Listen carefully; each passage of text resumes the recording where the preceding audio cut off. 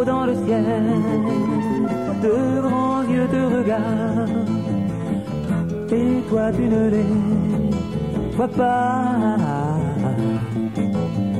Tout là-haut dans le ciel, au milieu des étoiles, des gens vivent tout comme toi.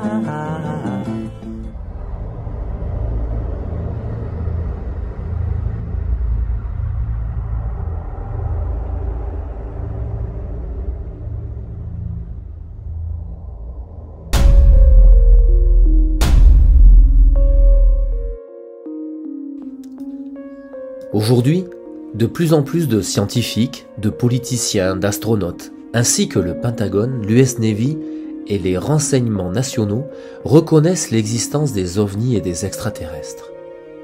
Les observations d'ovnis se multiplient et le nombre de crop circles augmente également.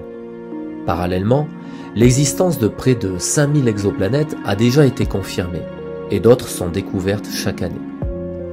Que signifient pour nous ces découvertes et ces observations? Et si toutes ces manifestations étaient destinées à préparer l'humanité à un contact pacifique et officiel avec les extraterrestres? L'humanité gagnerait-elle alors à accéder à leur science avancée? Et si oui, comment devrions-nous entrer en contact avec eux? La réponse est en construisant une ambassade pour les extraterrestres, afin de les reconnaître et les rencontrer officiellement et pacifiquement. Nous sommes prêts. Une partie importante des fonds nécessaires à la construction d'une telle ambassade est déjà collectée et disponible. Notre organisation est prête à commencer la construction. Il ne reste plus qu'à trouver le pays d'accueil dans lequel nous construirons cette ambassade. Et le processus de sélection est déjà bien entamé. Le pays sélectionné deviendra le centre spirituel et scientifique de la planète pour les millénaires à venir. Le pays d'accueil devra être totalement indépendant. Il accordera aux extraterrestres en visite une immunité diplomatique complète. Le pays d'accueil fournira donc les autorisations nécessaires pour construire l'ambassade sur un terrain souverain. Le projet sera réalisé en 5 étapes. Première étape, sélection du pays d'accueil. Deuxième étape, construction d'une maquette de l'ambassade à l'échelle 1,5. Troisième étape, construction de l'ambassade elle-même. Quatrième étape, création de Scientopolis, un centre de recherche sans précédent où les plus grands scientifiques du monde travailleront à libérer et à servir l'humanité. Cinquième étape, contact officiel avec les extraterrestres. Cette nouvelle ambassade extraterrestre, située dans un complexe futuriste, scientifique et touristique, sera un témoignage de l'évolution de notre civilisation, alors qu'elle atteint les étoiles. Le pays d'accueil deviendra la destination la plus importante de tous les temps. La construction de cette ambassade représentera un symbole fort de la volonté de l'humanité à vouloir entrer en contact avec une civilisation extraterrestre. C'est un symbole fort qui nourrit de grands espoirs en matière d'ouverture sur l'infini. Cette intention ne pouvant être nourrie que par une volonté pacifiste et de progrès pour l'humanité. Elle est porteuse d'espoir et de grands bouleversements sur tous les domaines régissant nos sociétés, nos croyances, nos connaissances, nos philosophies, l'organisation même de notre société. Elle sera un événement déclencheur pour une remise en question sans précédent de nos modes de fonctionnement, et ceci à l'échelle mondiale. Voici quelques-unes des exigences de base pour la construction de l'ambassade. Le site sera suffisamment grand pour que l'ambassade soit construite au milieu d'un parc. L'ambassade doit être éloignée d'au moins 1000 mètres de tous les murs qui l'entourent. L'ambassade doit se trouver en territoire neutre. Les phases ci-après résument les principales étapes du projet et le calendrier approximatif de chacune d'entre elles. De 2019 à 2022, initiative diplomatique afin de parvenir à l'adoption d'un protocole sur les relations diplomatiques avec une civilisation extraterrestre. Organisation d'une conférence internationale au sujet du protocole diplomatique à mettre en place. De 2022 à 2025, analyse de l'emplacement du site, identifier les sites appropriés pour le projet de l'ambassade. De 2025 à 2027, acquisition du site. Le site retenu sera identifié, acquis et transféré au mouvement raélien international. Et un accord sera conclu concernant les principales infrastructures. De 2027 à 2030, planification et mise en œuvre. Le plan directeur, la conception architecturale et technique, les approbations, les contrats et la mise en service seront achevés. Le complexe de l'ambassade pour les extraterrestres sera construit, y compris un modèle réduit de l'ambassade qui sera ouvert au public. Après 2030, l'ambassade fonctionnera en mode veille, en attendant l'arrivée d'une délégation extraterrestre. L'humanité est-elle prête à vivre une telle perspective ? Sommes-nous prêts à accueillir les extraterrestres lors d'un contact officiel ?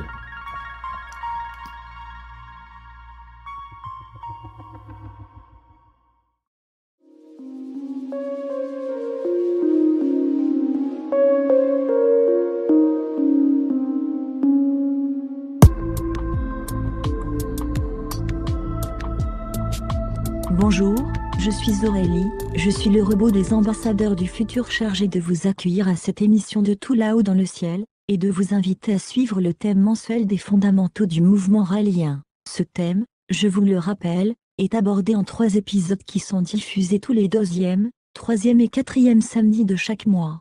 Ce mois, nous avons découvert dans le premier épisode, qu'une alliance s'est opérée entre plusieurs groupes qui agissent concrètement pour que le contact ait lieu officiellement avec les extraterrestres.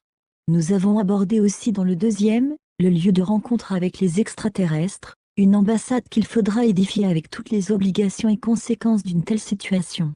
Nous allons aborder maintenant le 3e épisode de se préparer à accueillir les extraterrestres. Ce chapitre est lui aussi très important car il est l'ouverture de la porte des étoiles, et le moment où l'humanité sera intronisée et même d'entrer dans le cercle privilégié des civilisations galactiques et extragalactiques de l'univers. Commençons. Nous avons le plaisir de recevoir ce soir Claude Chevet, l'architecte de l'ambassade, Sylvain Rochon, entrepreneur, auteur et futuriste, et Philippe Levaux, Sciences Po Paris, conseiller financier et juridique du projet Ambassade. Découvrons avec eux ce qu'il y a derrière la porte des étoiles. C'est l'ouverture vers la porte des étoiles. Et, il n'y aura pas que les Elohim qui vont être là, il y aura encore la place pour d'autres, avec d'autres points de rencontre certainement une fois que tout va être lancé. Est-ce que vous pouvez, je vous laisse la parole là, tous les trois, est-ce que vous pouvez nous charmer, nous expliquer un petit peu comment vous voyez ce poste, ce après la construction de l'ambassade, l'arrivée des Elohim, qu'est-ce qui va se passer avec tout ce monde qui est autour de nous, autour de cette planète. Voilà, je vous laisse vraiment le futurologue, l'architecte, l'homme de la matière parler de tout ça. En fait, j'aimerais entendre Claude en premier. C'est drôle, hein? Dans Oui. Ta vision plus artistique, un peu plus architecturale, comment vois-tu ça après? Il y a plusieurs choses. J'ai quand même un tout petit doute et je vais quand même partager ce doute qui en même temps est superbe pour l'humanité. Donc, les Elohim arrivent sur Terre. On est plus ou moins les trois d'accord pour dire que la paix aura commencé à s'établir, mais elle n'est pas encore absolue.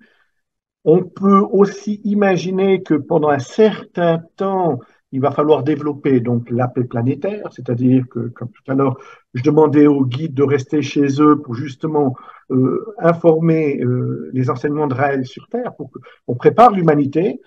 Et puis j'articule un chiffre qui est plus ou moins même biblique, hein, Jean-Pierre me l'a rappelé tout à l'heure, mais il est aussi biblique. Si on l'étudie, il faudra en tout cas presque 1000 ans avant que, franchement, on entre dans cette espèce de communication intergalactique. Donc, je vais dire 1000 ans après. Parce que vous dire 3 semaines après qu'on ait construit l'ambassade, enfin 3 semaines après que les Elohim soient arrivés dans l'ambassade, je pense pas qu'on va avoir du business intergalactique, si je puis dire, de suite. Il y a tellement de choses à résoudre sur Terre d'abord pour que nous puissions avoir justement une rencontre autre que celle des Elohim avec d'autres extraterrestres, parce qu'on n'a pas tout à fait résolu tous nos problèmes. Donc ça, c'est maintenant dit. Alors une fois que, mettons que ça se soit établi sur Terre, on arrive à un certain niveau de confort, etc., je ne serais pas surpris que les Elohim eux-mêmes nous demandent d'avoir d'autres bases sur Terre, hein, puisque maintenant la paix est sur Terre. Ils veulent peut-être avoir une maison de vacances à Hawaï, j'en sais rien, à Tahiti. Et ça, ce faisant, ça va peut-être donner l'envie aux humains de dire ben, on va faire des espèces de bases sur Terre pour accueillir d'autres extraterrestres. Et ça, sous la supervision des Elohim, nous disant oui, voilà, vous pouvez le faire. Moi, je vois un peu dans ce sens-là que d'abord, il faut qu'on résolve, oui, qu'on résolve nos problèmes sur Terre. Seulement une fois après que tout est résolu, donc ça va aussi générer des grandes infrastructures, hein, c'est-à-dire nos villes qu'on connaît maintenant vont gentiment disparaître, hein, parce qu'on va revenir un peu plus aux villes des Elohim, c'est-à-dire 1 kilomètre de haut, 1 kilomètre de long et 1 kilomètre de profond, et y mettre 500 000 habitants pour justement avoir un peu plus d'espace vert. Et au sommet de ces villes, eh ben, il y aura peut-être des plateformes d'atterrissage pour accueillir des extraterrestres et les Elohim vont nous guider en nous disant, ben, voilà, c'est un peu dans ce sens-là. Moi, je vois pas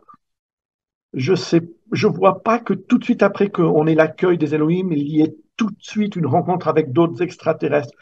Peut-être nos cousins, puisque, comme vous le savez, dans les messages, il est dit qu'il est possible qu'avant même que les Elohim, enfin, c'est pas dans un message, c'est un attendez, c'est un rajout dans les messages, il est dit qu'il est possible qu'il y ait une race d'extraterrestres qui nous rencontre avant même qu'on ait fini de construire l'ambassade et qui, eux, ne sont pas les Elohim. Mais ils ont été créés par les Elohim et que notre mission, nous, en tant que terriens, c'est de leur dire que eux ont été créés par les Elohim. Bonjour, je recherche ceux qui nous ont créés scientifiquement. Nous et probablement vous aussi. Pouvez-vous me dire où je peux les rencontrer? Bonjour, désolé, à part Dieu ou le hasard, je ne vois personne qui peut vous aider. Si, allez voir les Raéliens, eux, ils ont une piste sérieuse qui pourrait peut-être vous aider. Euh, les, les Elohim nous disent, Yahvé nous expliquait qu'il ne pouvait pas nous dire pourquoi il ne leur a pas dit, parce que ça peut peut-être causer ça, imbalance, ça peut nous déséquilibrer ici sur Terre. Donc on ne sait pas pourquoi ils ne leur ont pas dit.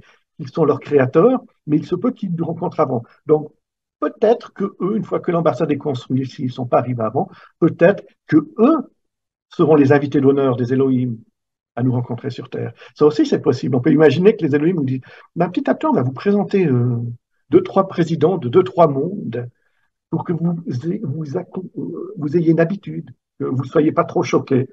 Et puis, eh ben, on fera des invitations dans le futur. Moi, je vois volontiers, si j'étais un ambassadeur, je dis, ben, écoute, vous, le nom Elohim, là, on va vous recevoir dans 15 ans, on sera peut-être prêt. Revenez dans 15 ans, j'en sais rien. Je vois que ça va être, en fait, j'essaye d'expliquer que ça va être très progressif. Il faut vraiment qu'on résout nos problèmes d'abord sur Terre, et puis petit à petit, on soit amené à cela, et c'est là où les Elohim sont très très forts, hein, et bah ouais, ce sont nos parents évidemment qui sont très forts. Qui connaît mieux l'horloge que l'horloger, hein. Eh ben, ils vont nous amener ça graduellement, comme ils l'ont fait lors de la première rencontre, hein. On se rappelle, la lumière rouge qui clignotait, la lumière blanche. Et puis, deuxième rencontre, le 7 octobre, pouf, ils apparaissent comme ça, quoi. Ils ont préparé Raël. Donc, pareil pour l'humanité. Moi, je pense pas que tout va arriver d'un coup. Mais ça va se faire progressivement. Moi, je reflète ce que Claude nous dit. Je pense au niveau de la rencontre en tant que telle, si on regarde comment que l'humanité évolue, c'est souvent sur des générations. Donc, je pense à l'évaluation dans nos têtes, hein. Culture, langue, façon de penser comme groupe, ça prend du temps. Les individus peuvent être convaincus et puis peuvent changer d'idée très rapidement. Mais les populations, c'est très lent à faire des changements. Ça, c'est juste la nature humaine, c'est comme ça on est, c'est comme nous sommes. Mais il y a quand même des éléments. Moi, je vais mettre mon chapeau futuriste pour un moment. Si on ignore la venue des Elohim pour un moment.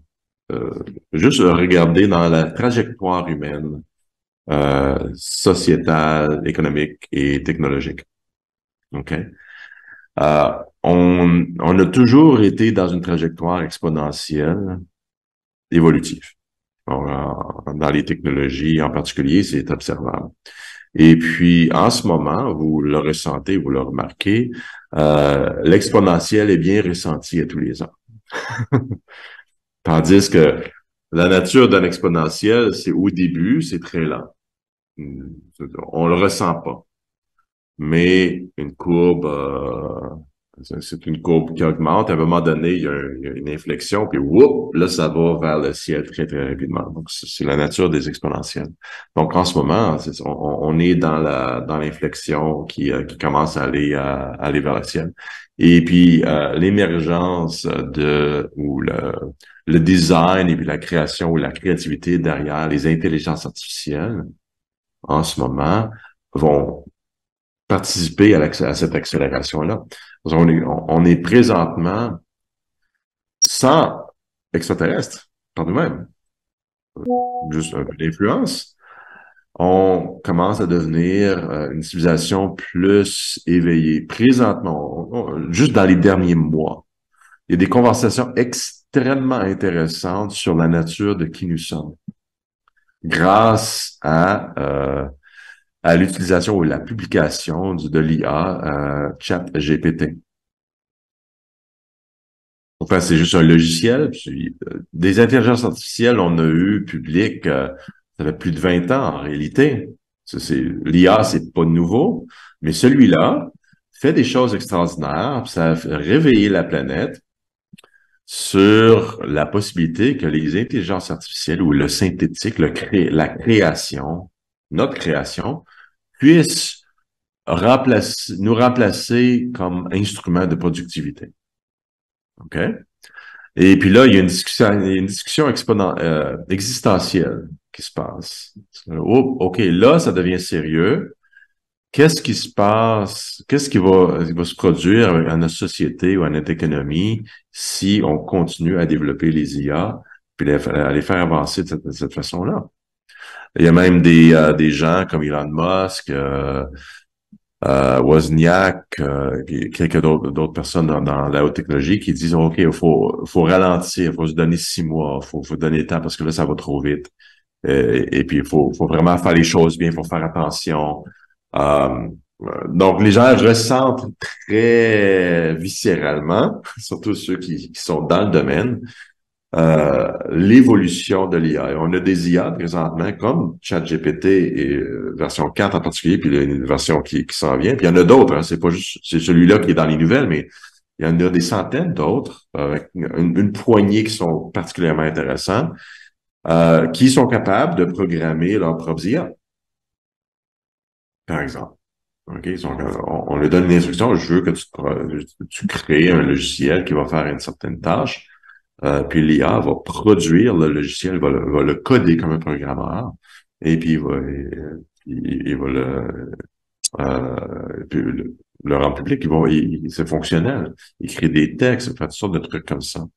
À l'intérieur des 2-3 prochaines années, on va voir des intelligences artificielles qui vont être capables de s'interconnecter un avec l'autre pour produire toutes sortes de merveilles qui étaient normalement attribuées à des professionnels humains, surtout dans les domaines dans les domaines des informations, travail de bureau, n'importe quoi qui traite d'informations sans avoir besoin de robotisation, ça va aller très, très vite.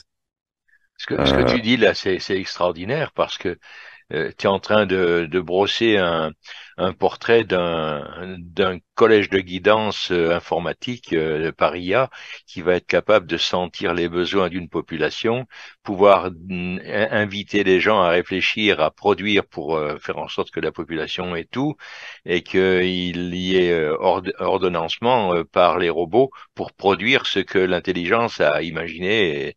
Là, c'est quelque chose que tu es en train de faire entrer dans l'esprit qui est fantastique parce que c'est le futur de l'humanité. Quand en réalité on n'a plus besoin de gouvernement, c'est ce que tu es en train de dire, quoi.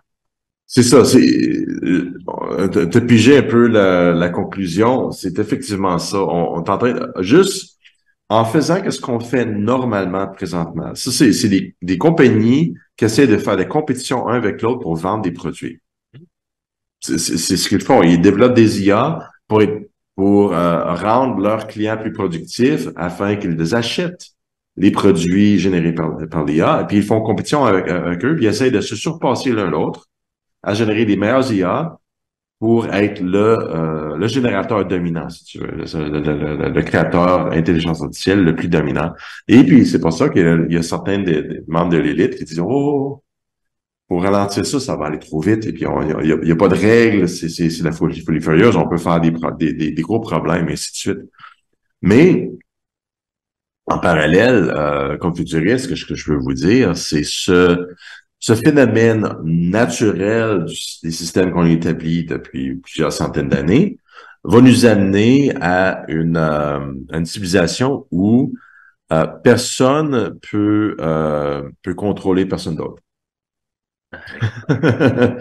Parce que les IA peuvent remplacer toute la productivité et va être plus efficace. En fait, l'être humain va être un problème si on participe à la productivité d'une société. On va réduire la productivité d'une société si on y participe. C'est le comble. C'est magnifique. On le voit là, les gens commencent à réaliser qu'est-ce qui va se passer à moi, mon travail. Donc, c'est le début d'une réalisation sincère. OK, on doit restructurer l'économie. On doit réorganiser comment on voit la productivité, le GDP. L'être humain va plus participer au GDP. Autrement, ça va être anticapitaliste. Donc, on devient étrangement plus socialiste en continuant à être capitaliste. Oui, c'est ça. D'une certaine façon. Je veux pas dire que le gouvernement fournit à tout, un peu comme le communisme. J'envisionne un différent système qui est plus intelligent, où les êtres humains sont libres à évoluer selon leurs désirs. J'imagine la créativité qui va se produire avec tout ça, puisque les gens auront le temps libre. Il y aura jamais autant de créativité qu'on en a eu, quoi. Là, c'est le temps libre. Absolument. Puis même je dirais autrement, parce qu'on voit créativité souvent œuvre d'art. Hein? C'est souvent ce qu'on pense. Mais l'IA, déjà là, est plus créative qu'un être humain. Bien sûr. l'IA, parce qu'ils peuvent générer 1 million de différentes pièces d'art. Oui. Là, les gens argumentent, ils disent, ben là, c'est pas de la vraie créativité parce que ça vient pas d'une étincelle créative. La créativité pure, ça vient de l'infini, ça vient de quelque chose qui existe déjà avant. Oui. Il n'y a jamais rien de purement nouveau.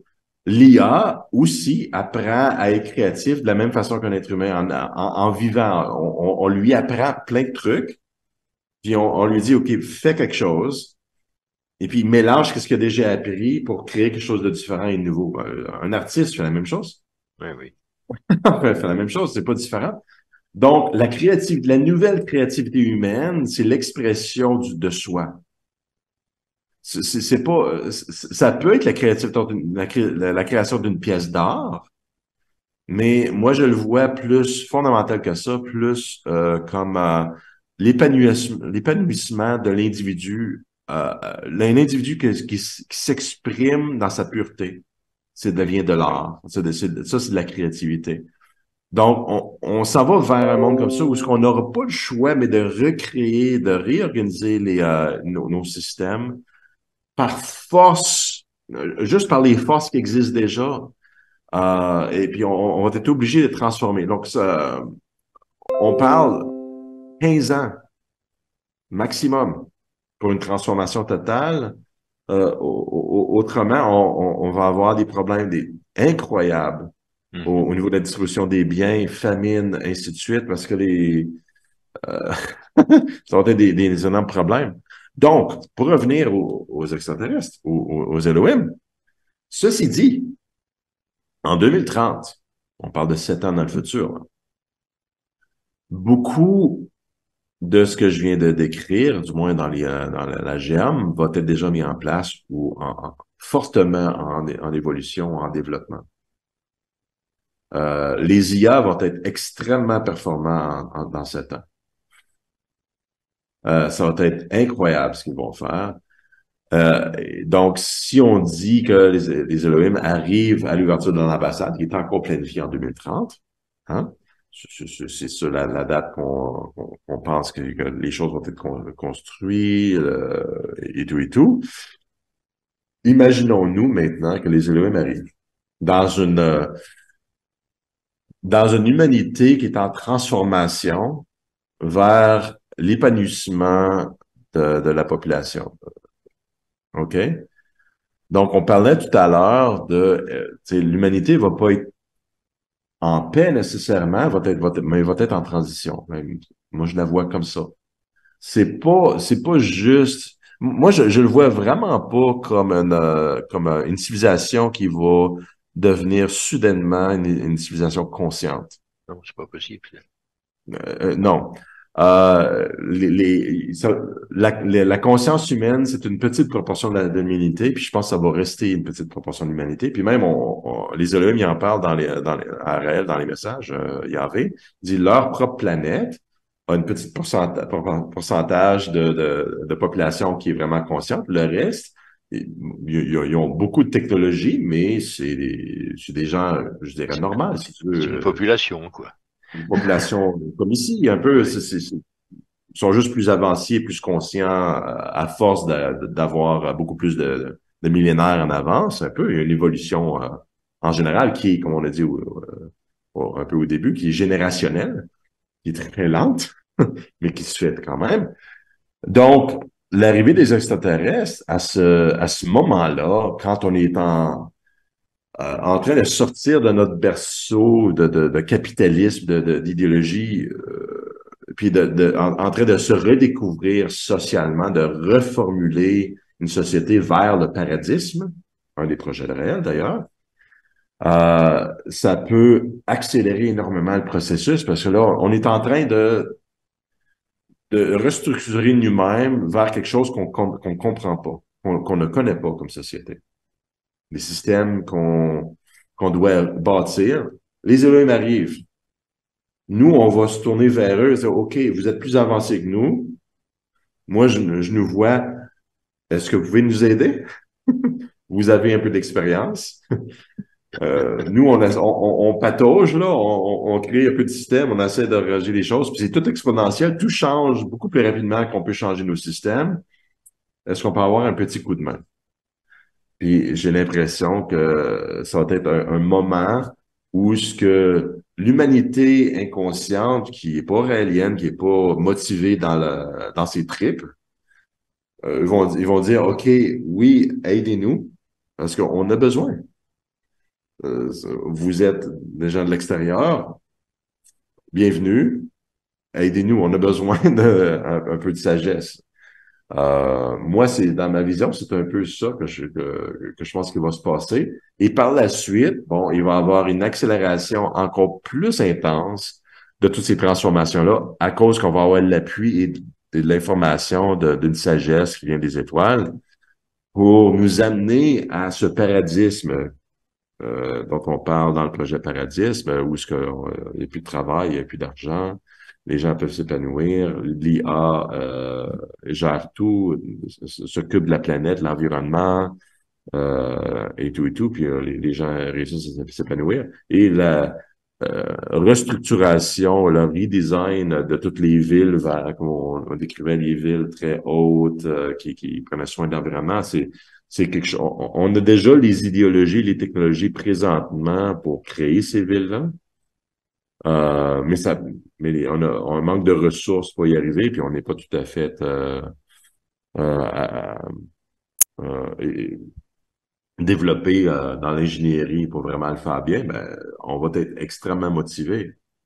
pour faire cette transformation-là, parce que là, ça va être les robots puis l'IA qui va faire ces transformations-là, et on va être sorti du boulot puis des emprises, des systèmes de contrôle et de pouvoir et puis d'argent. On va juste vouloir avoir les choses mieux. Les extraterrestres qui sont là vont être une motivation puis une source de sagesse pour tout ça. On va voir si la sagesse attendue et espérée sera présente dans l'esprit des populations. Evelyne a fait un sondage à ce sujet. Elle va nous en parler. Bonjour Marilyn, bonjour à toutes et tous. Pour cette troisième partie de l'émission, les personnes que j'ai rencontrées ont toutes eu plus ou moins la même réflexion. Sommes-nous suffisamment civilisés, humains, pour recevoir cette civilisation quand nous-mêmes ne sommes pas capables de vivre ensemble? Il y a peut-être du travail, effectivement. Ensuite, elles restent très, très heureuses. Elles se réjouissent, en fait, personnellement, chacune d'entre elles se réjouissent d'une éventuelle rencontre, mais restent toutefois sceptiques quant à la position que pourrait avoir le gouvernement, nos dirigeants et peut-être la population elle-même. Avant d'écouter nos deux témoignages, Cécile et Jade, je vous propose de lire les questions qui ont été posées. Avez-vous imaginé un jour qu'une relation amicale avec des extraterrestres pourrait se réaliser de votre vivant? Et qu'est-ce qui pourrait vous enthousiasmer d'une telle situation?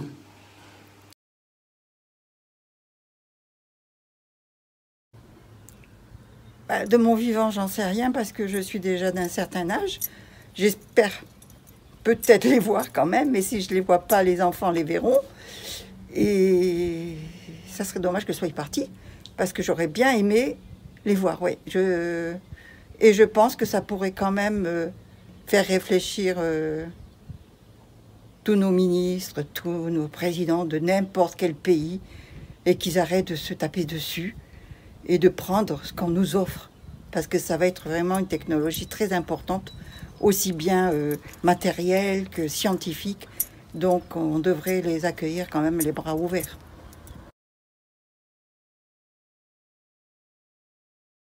Oh, bien sûr qu'une relation amicale serait possible.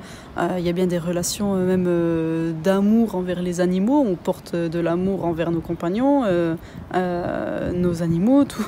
Donc amicale avec une civilisation venue d'ailleurs, bien sûr, c'est sûr, même il n'y a même pas à se poser la question. Après, la question c'était qu'est-ce qui pourrait vous enthousiasmer d'une telle situation? Après, c'est un peu égoïste, mais déjà non, pas égoïste, déjà leur amitié, ça c'est déjà très grande chose. Et puis après, un peu égoïste, leur avancée technologique, mais bon, ça... c'est un peu égoïste, hein, mais bon. Mais leur amitié en premier temps, ça c'est déjà très bien. Pensez-vous qu'il nous sera possible de profiter de l'avance scientifique et technologique de ces civilisations qui traversent si facilement l'espace? Et nous, qu'avons-nous à proposer de notre côté?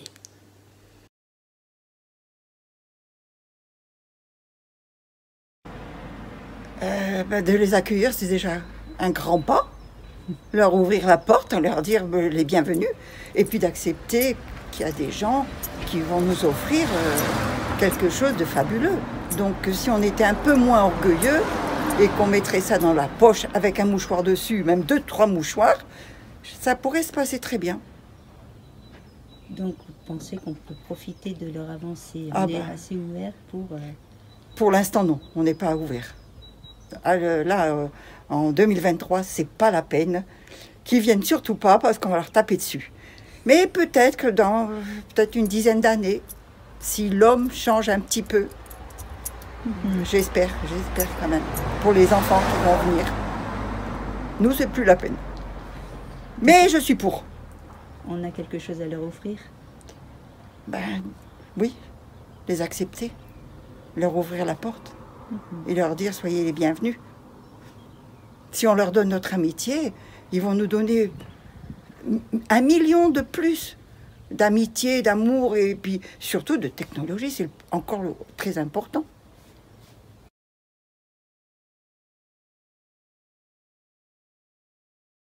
Ah bah en profiter, ça oui, s'ils le permettent déjà, si on est à la hauteur surtout, et pas qu'on l'utilise à mauvais escient comme tout ce qui est militaire, tout ça, enfin bref. Mais oui, ça bien sûr. Et puis, c'était, qu'est-ce qu'on a à leur apporter nous? Concrètement, on va dire notre admiration, amour, amitié, mais on va s'arrêter là, je pense. Parce que, voilà, pas grand-chose d'autre. À quoi nous prépare l'ambassadeur des Elohim pour l'accueil des extraterrestres? Qu'allons-nous devoir modifier dans nos habitudes? Je voudrais laisser la parole à Raël sur l'accueil des extraterrestres et la surprise qu'on peut avoir avec tout cela.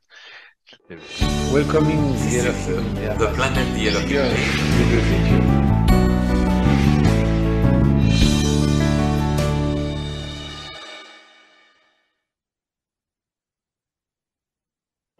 By learning how to love people with different shape of face, different color of skin.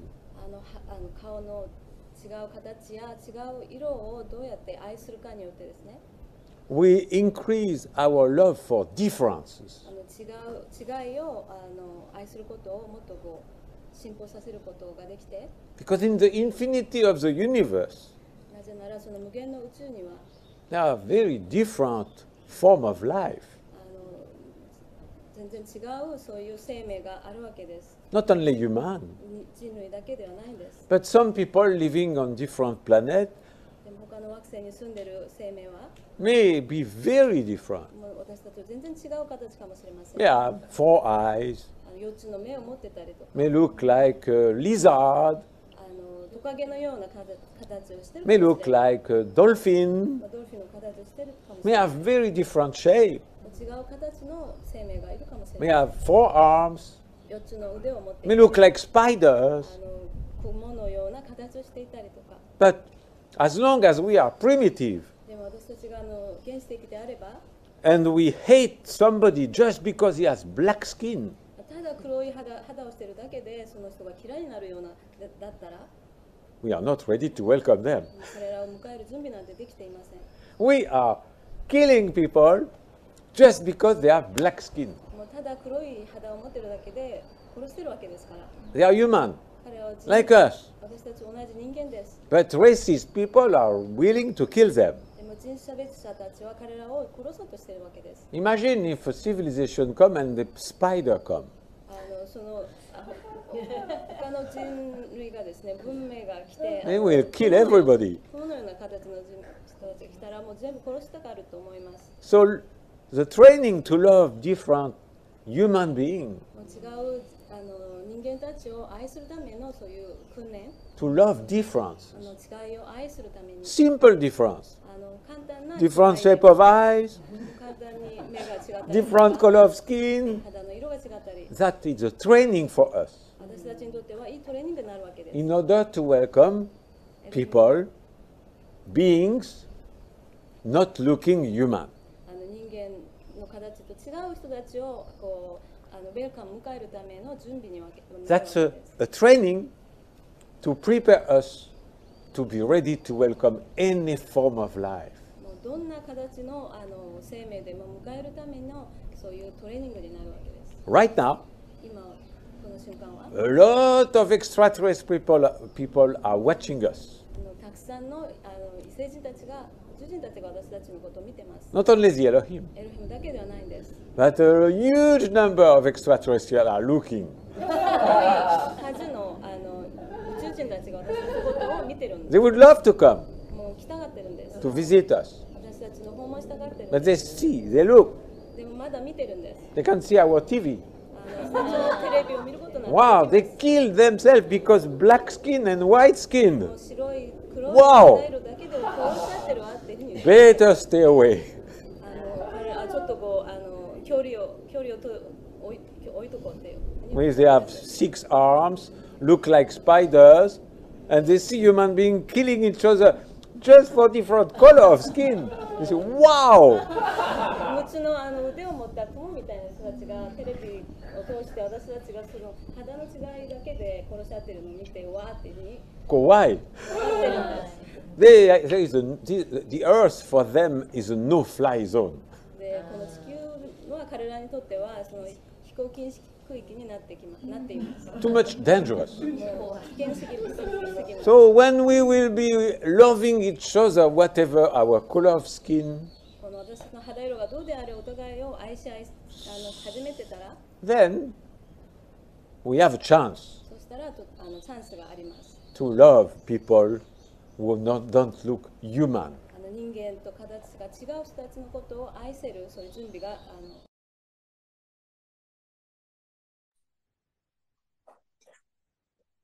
Alors, si l'ambassade est édifiée pour accueillir en priorité les Elohim, il est dit dans les messages raéliens que des humains vivent actuellement sur leur planète avec un statut d'éternel. Sont-ils appelés à avoir un rôle sur la Terre? Claude, peux-tu nous éclairer? Ben oui, effectivement. Les Elohim, pourquoi ont-ils gardé ces humains? Pour nous les redonner. Ce sont les humains les plus avancés émotivement, surtout dans l'amour. Et parmi eux, j'en suis sûr qu'il y a aussi des génies dans leur intérêt, mais de toute façon, la science, à un moment donné, ça ne sert à plus rien, quoi, hein. Sylvain nous a fait une très très belle démonstration de ce que vivent les Elohim. À ce sujet-là, je me rappelais quand même que les Elohim n'apprennent plus rien, hein. Ils étudient plus, quoi. Maintenant, ce qu'ils font, ils vivent. Ils sont dans l'être. Ils développent leur supraconscience. C'est ce qu'on fera. Donc, ces êtres humains, donc, eux, sont gardés éternels pour nous être redonnés en temps voulu. Parce que, donc, les Elohim vont revenir. Ils ont dit qu'ils reviendraient avec 40 prophètes. Déjà rien que pour montrer les preuves de leur existence et de leur passé sur Terre. Et puis que j'en suis sûr, parmi ces êtres humains, eh ben, ils vont nous les réinjecter dans notre société, justement pour nous guider justement vers la spiritualité, vers le développement de la supraconscience. Parce qu'une fois que l'intelligence artificielle gérera tout, hein, préparera tout, qu'est-ce que fera l'homme en fait? On dit l'homme crée. Bah, à la limite, il n'a même pas besoin de créer, puisque l'intelligence artificielle, elle va créer encore plus beau que ce que l'homme fait. D'ailleurs, même récemment sur mon Facebook, j'ai posté une des plus belles architectures que j'ai jamais vues, puis j'ai appris en fait qu'elle avait été dessinée par l'intelligence artificielle. Au soit dit au passage, j'aurais bien aimé que ce soit elle qui fasse l'ambassade. Ça aurait été sympa, ça m'aurait évité des douleurs physiques de travailler des heures et des heures. Amen. Mais enfin, bref, toujours est-il, donc ces êtres vont nous revenir et puis ils vont nous guider très probablement. La question que je poserai plutôt, c'est la suivante, si je peux me permettre. Est-ce qu'ils ont envie de revenir sur Terre quand ils ont goûté à la vie éternelle? Oh, oh, vous savez, Rennes, au début de ses enseignements, nous disait, man, j'ai dû revenir sur Terre. C'est pas, faut y penser, hein. On est là avec nos parents, ils nous gâtent comme c'est pas permis. Tous les plus grands rêves sont là, puis en fait, ils n'ont plus rien à faire, mais rien qu'en leur compagnie, on voit toute la supraconscience qui s'exprime, quoi. Est-ce qu'on a envie de quitter tout ça? Moi, je pense que, encore une fois, l'esprit humain, il est bon. Je suis sûr qu'ils veulent quitter tout ça pour venir nous l'enseigner, parce que ce sont les vrais guides de l'humanité. Ceux qui sont recréés, ce sont les vrais guides de l'humanité.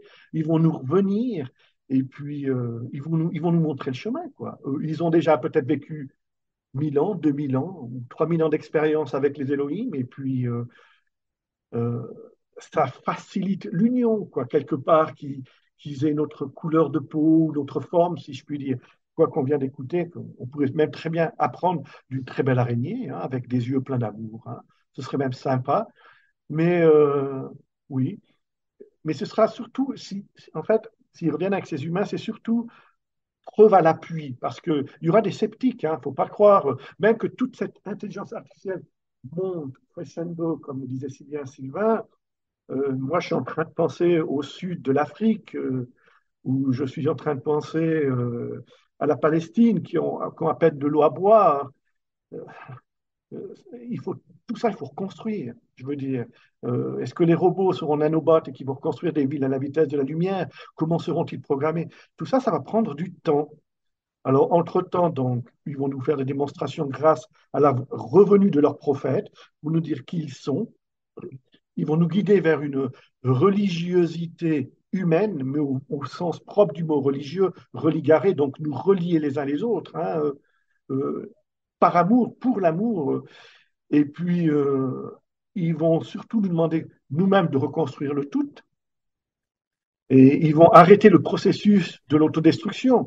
Je vous rappelle quand même qu'à Fukushima, après Fukushima, on a un discours vidéo de Raël, qui malheureusement n'est plus en ligne, mais qui l'était un certain temps. Raël l'a dit fermement.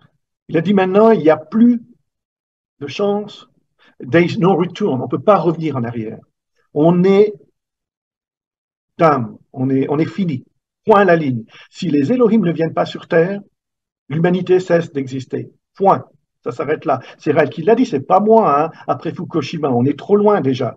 Au niveau pollution, au niveau destruction de la planète, on a déjà absorbé 50% de toute la vie marine. Je veux dire, il n'y en a plus beaucoup. Depuis 6 août 2017, je veux quand même rappeler que les plus grands scientifiques de la planète se sont réunis pour dire que pour la première fois dans l'histoire de l'humanité, en 2017, le 6 août, nous commencions à manger la nourriture de nos petits-enfants. La réserve de la nourriture de nos petits-enfants. Il faut être conscient de tout ça. Donc l'ambassade, c'est vraiment la solution. Elohim, j'ai besoin d'aide. Bon, moi, je le demande tous les jours. Hein. Maintenant, c'est fini, terminé, Elohim. Revenez, revenez. C'est pour ça que j'ai pas attendu que l'intelligence artificielle soit inventée pour qu'on commence à redessiner l'ambassade. Je fonce, quoi. Pour l'instant, c'est nous. Et c'est ça, quoi. C'est faut être vraiment conscient de ça. Donc, maintenant, ils vont nous réoffrir ces humains, mais aussi au compte à rebours, au compte goutte, quoi. Hein, parce que si on lit, par exemple, Yes to Human Cloning, c'est vrai que Sylvain disait très bien, il y a, et Jean-Pierre, tu l'as souligné, il y a la population, et puis il y a les autres qui veulent aller plus loin. Puis malheureusement, à un moment donné, on ne pourra pas aller plus loin sur cette planète. On le sait. Alors on ira sur une autre planète, comme le dit si bien Yes to Human Cloning.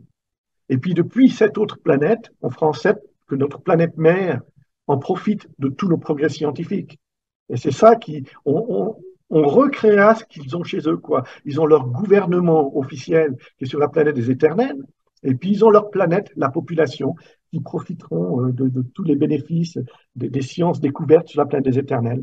Ça va aussi dans ce sens-là, mais ça c'est un peu plus à long terme, avant même qu'on ait résolu tous nos problèmes sur Terre, comme je le disais tout à l'heure. Donc, c'est-à-dire, il y a déjà le problème humain, hein, parce que les Elohim arrivent, l'intelligence artificielle est très, très bien établie, en tout cas dans les pays très riches, hein, pour l'instant western. Il faut établir ça chez les autres. Il faut leur éduquer qu'en fait, une machine peut leur dire comment faire ce qu'ils ont fait depuis 50 générations, parce que leurs grands-parents leur a dit pour casser du riz, tu prends le truc en pierre et puis tu mets le morceau de bois. Il faut déjà leur dire qu'un robot puisse faire ça, mais c'est quoi un robot? Ils ont à peine vu une télévision ou un téléphone, ils vont déjà se poser des questions. Il y a beaucoup à faire. Alors, ce qu'il y a à faire surtout, avec l'amour de ces prophètes qui vont nous rejoindre, très rapidement, j'ai l'impression, ils vont nous enseigner l'amour, comme toujours, pour qu'on aille le partager. Et puis seulement avec amour, en étant mélangé à ces peuples, un peu désavantagés au début, eh ben, ça va les élever gentiment. Et puis ensemble, on va s'élever vers une paix vraiment universelle, et seulement alors, les bonnes personnes seront réintégrées, peut-être pour nous aider à aller plus vite. Mettons des spécialistes. Hein. J'imagine qu'il y a de grands scientifiques qui sont recréés, et puis ils vont dire bah, maintenant c'est le temps d'aller leur aider, par exemple, dans la biologie, ou bien dans le voyage dans l'espace. Ils vont nous les envoyer, ils vont devenir les professeurs qui seront les professeurs des universités qui seront ils seront à Scientopolis, quoi. Je veux dire, c'est un peu comme ça que je vois. Je sais pas, c'est un peu ma vision. Donc, c'est très progressivement, mais effectivement, il nous faut construire l'ambassade pour sauver la planète. Là, c'est déjà confirmé.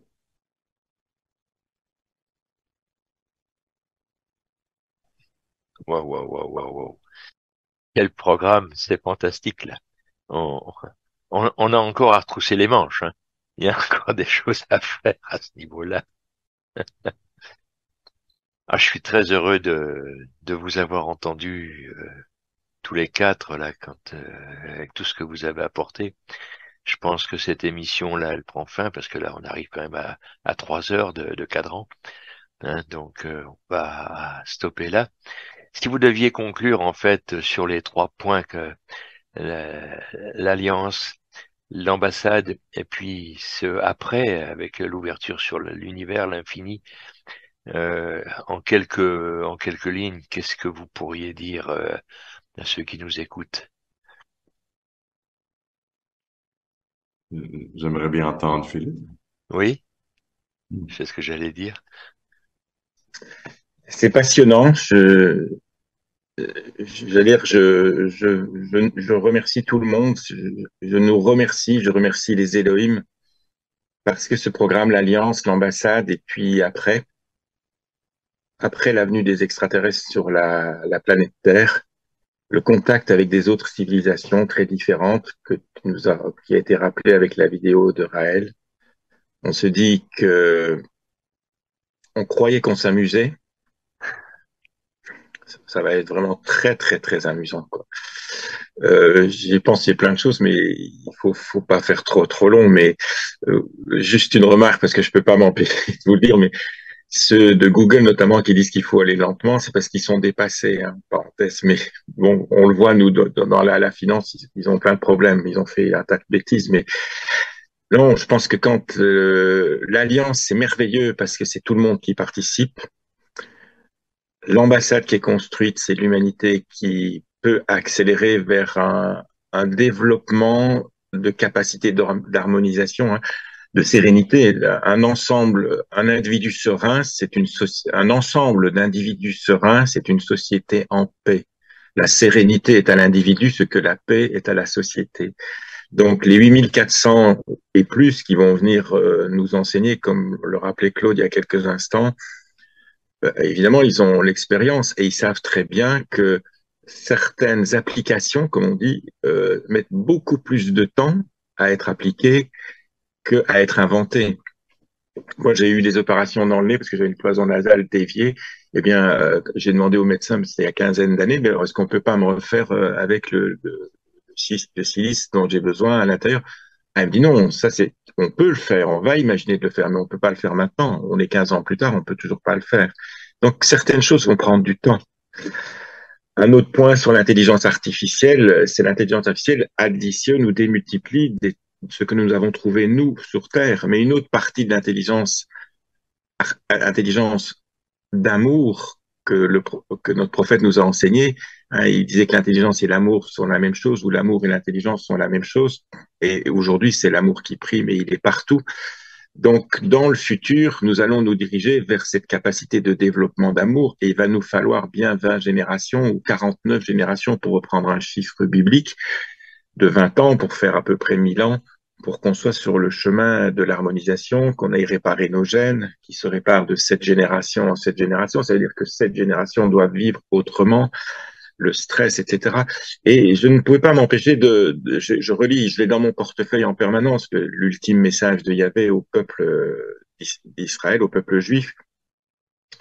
Et il rappelle qu'ils sont des scientifiques, c'est-à-dire que d'un côté, une partie de la science d'aujourd'hui, on va pouvoir se passer comment dirais-je, s'en passer d'une certaine façon, mais d'un autre côté, les sciences humaines, les sciences d'harmonisation et autres dans lesquelles nous, on est initiés, il va falloir des générations pour que ça devienne naturel. Donc, pour conclure, quand les Elohim vont arriver, hein, c'est le point milieu, c'est l'ambassade, qu'est-ce qu'on va s'amuser, quoi.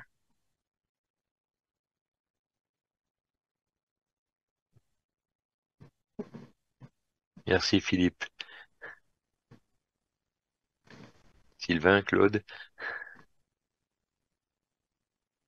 Ma conclusion est très simple, les amis. On n'a pas terminé. Non.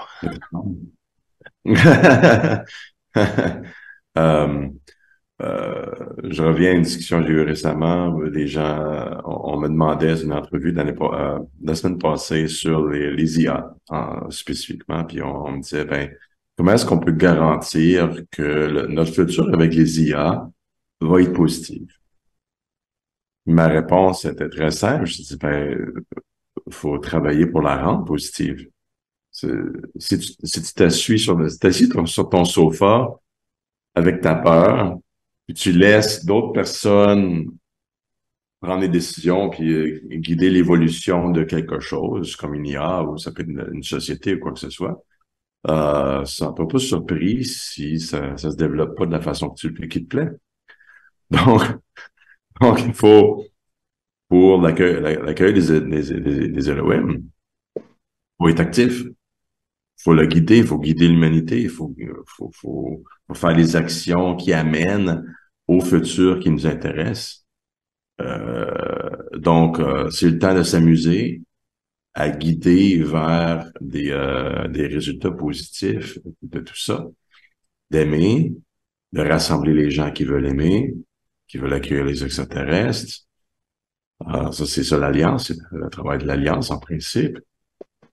Et puis d'envoyer l'amour, de parler d'amour, de parler d'unicité, de parler d'accueillir les civilisations extraterrestres comme si c'est nos frères et sœurs, nos pères, quoi que ce soit. C'est ça le travail. Puis on va jamais arrêter. Il faut continuer à guider l'humanité par nos actions.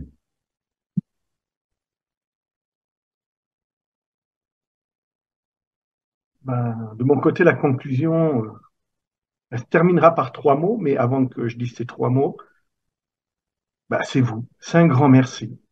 Jean-Pierre, ce que tu fais là, c'est ça. C'est exactement ce que vous faites là, l'équipe là. C'est exactement ça. Cette télévision, ce programme, et on en parle. Et là, ma conclusion est la suivante. C'est les fameux 3 mots de Raël qui nous disaient toutes les années au stage. Tout va bien.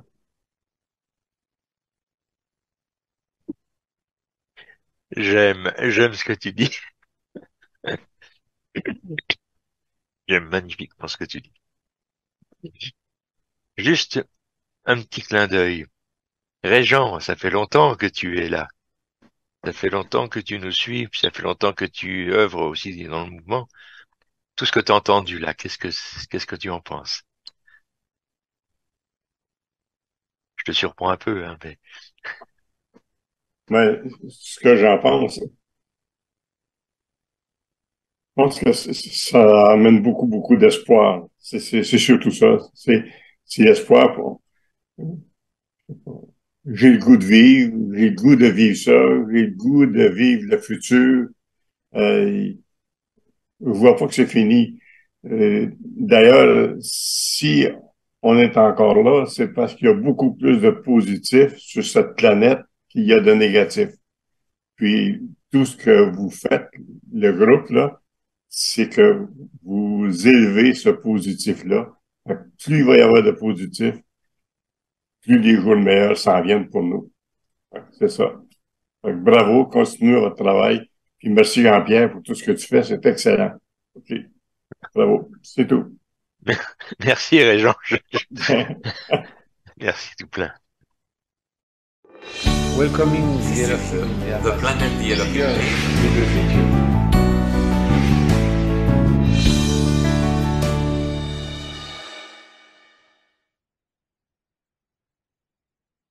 And we Israelians, で私たちライリアンは it's our responsibility. 私たちライリアンがそれのための責任があります。 It's a part of our mission given to us by the Elohim エロヒムから与えられた私たちの使命の一部なんです。 to prepare humanity to welcome people very different. 全く違う生命を迎えられるようにこの人類を準備させるということ。 With love 愛とともに and respect. で尊重と。 Because all in extraterrestrial who can travel to Earth are peaceful.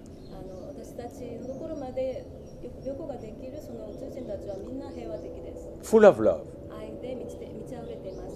And if a being come looking like a spider, 雲みたいな人たちが来たとして、 imagine what the American army will do. アメリカの軍隊がどういうことをするか想像してみてください。 Pa, pa, pa, pa, pa, pa. First, まずそういうことが起こります。 they do it with people of different color of skin. 彼らは肌の色が違うだけでもやってますからね。 They send atomic bomb on Hiroshima and Nagasaki because Japanese are yellow. 日本人は黄色人種だったので、その広島と長崎に原爆を落としましたからね。 Then they don't send it on Germany. でもドイツには送ってません。 They could have sent it on Germany, もうドイツにも送ることできたんですけれども、 but they're white people. でも彼らは白人ですから同じ。 So they say, Japan, okay. でも日本は大丈夫。 They are yellow. 彼らは黄色だから。 This is humanity at its worst side. 人類の一番最悪の部分なんです。 So imagine if people come from space with 6 legs, もう想像してみてください。with a spider face. 6つの腕を持ってその雲みたいな顔をした人たち Pum!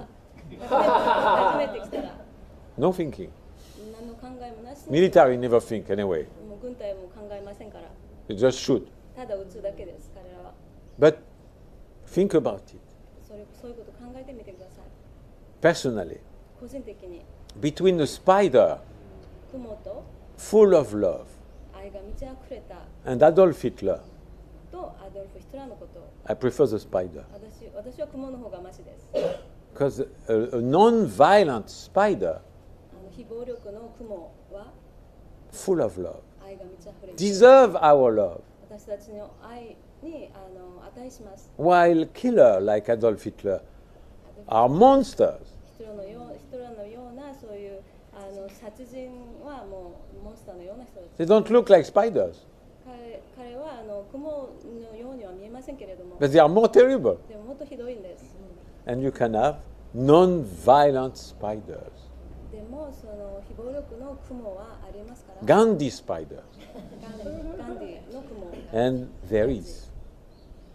And they are watching us. で彼らは私のことを見ています And they are so different of us. Such a different shape of face and body. 私たちと全く違う体や顔の形をしています And they look at us. 私のことを見ています Wow, they are same. Just white skin, black skin. Bam! They kill each other. 彼らは同じ形なのに違う色だけで殺し合ってるわって So they are not ready. ですから彼らは来る準備はできています And they are waiting for us to become. そし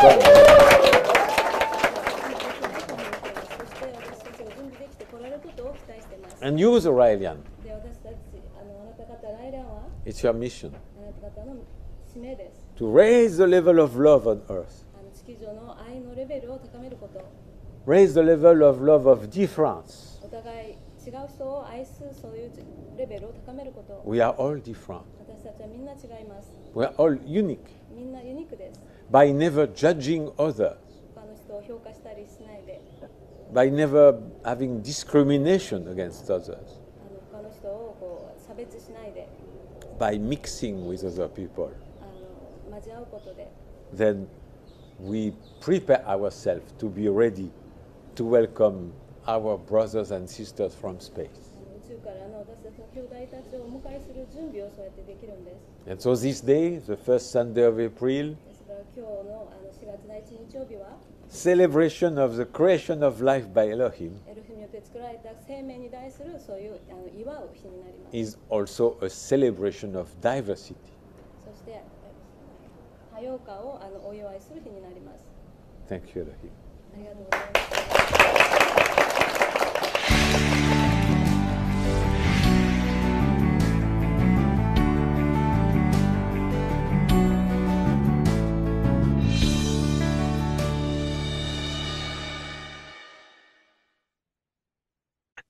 Philippe, peux-tu nous faire une méditation pour la paix?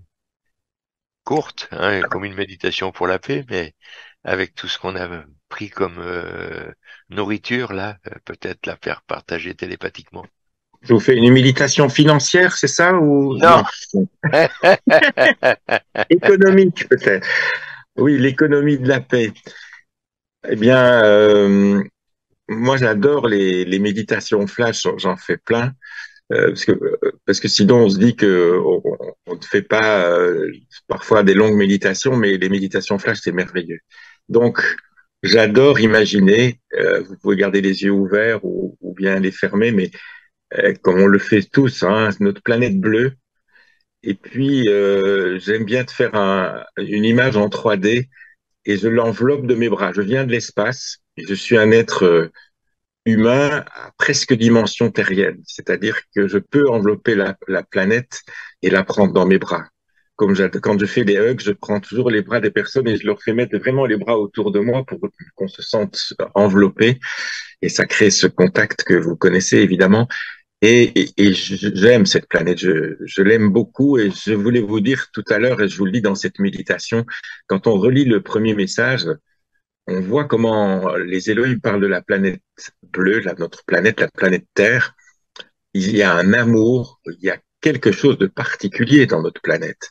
Et donc, elle mérite la paix, elle va elle va œuvrer pour la paix, elle va construire la paix, elle va réaliser la paix, parce que nous, dans notre cerveau, nous avons la paix, nous avons la sérénité, et nous sommes certains, aussi certain qu'on s'entend là les uns les autres maintenant, que la paix va régner sur la terre et que ça va réussir. C'est certain, mes amis, mes frères, mes sœurs, mes êtres humains tellement aimés, tellement aimés.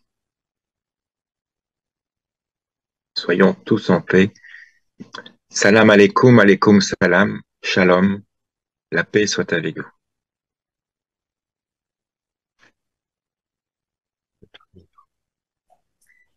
Merci à tous nos intervenants. Merci Sylvain, merci Claude, merci Philippe. Je reprends pour terminer juste 3 mots. Tout va bien. Vous allez retrouver donc cet épisode qui sera diffusé donc à partir du 25 avril. Et puis après, les épisodes seront disponibles sur la chaîne Tout là-haut dans le ciel. Le mois de mai arrive et le 1er mai, ce sera la journée internationale du paradisme. Alors que beaucoup célébreront la journée internationale du travail en demandant à leurs politiciens plus de travail et plus d'argent, les paradistes célébreront l'émergence d'un nouveau monde sans travail, sans argent et sans politiciens. Retrouvez les informations sur les différents événements de par le monde sur rel.org ou paradisme.org. Le paradisme et le contenu de ce modèle de société sera aussi le thème abordé par Tout là-haut dans le ciel dans les 3 épisodes du mois de mai.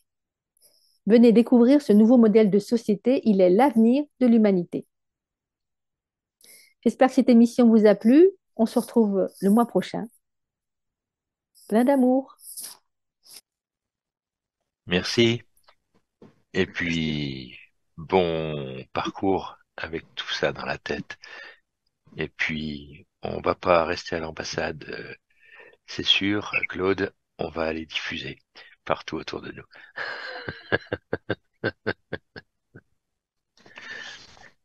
Je vous aime, à bientôt.